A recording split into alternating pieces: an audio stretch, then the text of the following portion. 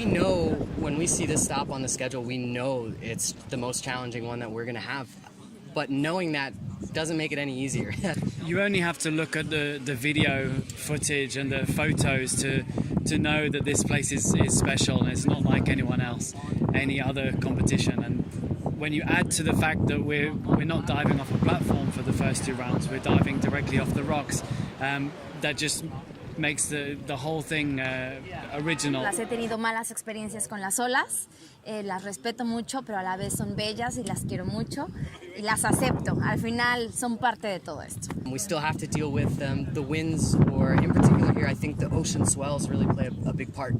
You can be coming into the water, and if the water swells out or swells up, it can mess up hundreds of hours of training, and something you can't control. So you just have to take it as it is. And on one hand, you really can't focus on it, but on the other hand, it's sort of in the back of your mind that if something goes wrong, it could be just kind of a freak accident. And the location that the Azores is in the weather's very unpredictable. So at one moment it can be sunny and calm seas, and then an hour later it can be raining and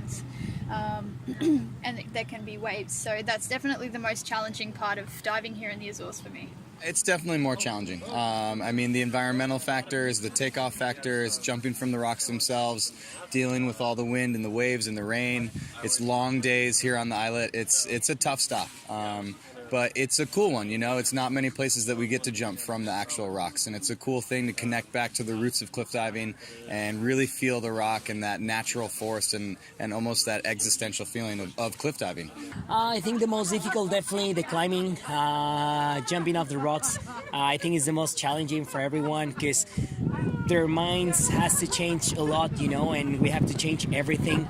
This is one of the strange places where the trip to the platform is almost more scary than actually jumping from the platform. We have to lower ourselves down on a rope, and it's a nice feeling of relief when that part of the jump is over and you can just concentrate on the dive.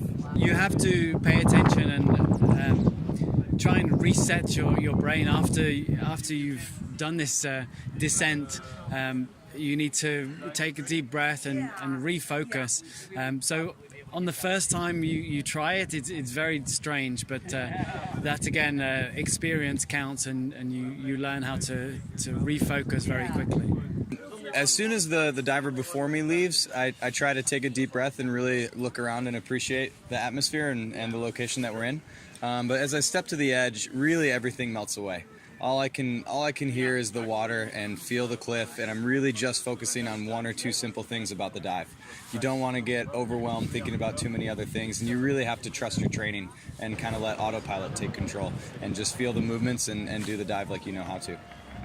Pensar solamente en lo que tienes que hacer. Pensar en cosas muy claves, en 2 puntos importantes, y disfrutarlo y confiar en ti. I sort of like to dance around a little bit and just get the good vibes going. But on top of the platform, I really like to take just a moment or two to appreciate where we are, how we got here, and the beauty from a viewpoint that not many people get to experience. And I think if you can just appreciate that, you know, win or lose, everything's all right. It's not a pressure from the place, from anyone. It's just that fear, you know, when the people is asking us if we're still afraid to do this. It's like, this is a perfect example, you know. I have so much respect for what I'm doing, especially today. We've seen a few bad dives, some people crashing on the water. So when these kind of things are happening around you, you know that this is dangerous, you know. Well, every dive from every location is always scary, and I think all of the cliff divers will tell you that, and otherwise they're lying. I think it's very similar. The dives that they do are very similar to what we do. It's just that they add a half twist at the end and they land on their feet. I land on my hands, so that's where the difference is. The preparation I would have would be enough to be able to do it, but I don't think I have the courage to do it. I'm okay with my 10 meter. I like my 10 meter, but it's very impressive to watch. I already had a lot of respect for them, but after watching this is a lot more respect, and It's not for everybody, you know. I mean, there's hundreds, if not thousands, of talented 10-meter platform divers that I always tell them, hey, you'd be perfect for this. You should train for it. You should try it. And almost 99% of them say, that's too crazy for me. So it's not a normal thing, but it's the sport is growing and more divers are getting into it.